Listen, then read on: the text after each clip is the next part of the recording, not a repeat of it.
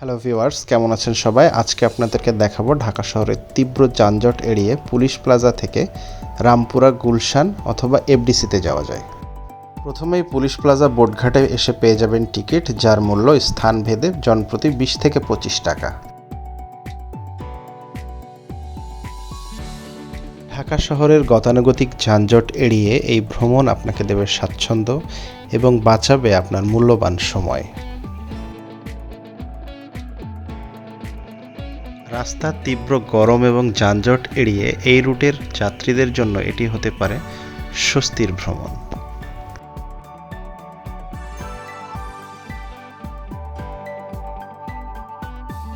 লেকের দুপাশে সারি সারি সবুজ গাছ এবং লেকের উপর ছুটে চলা নৌকা এই শহরের যান্ত্রিক জীবন থেকে কিছুটা হলেও আপনাকে স্বস্তি দিতে পারে।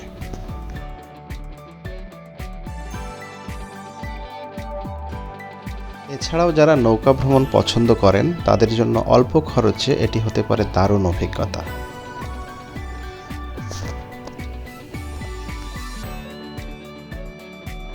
এতক্ষণ কথা বলছিলাম ঢাকা শহরের সবচেয়ে বড় জলাধার হাতিরঝিল নিয়ে, যা গুলশান এবং রামপুরায় অবস্থিত।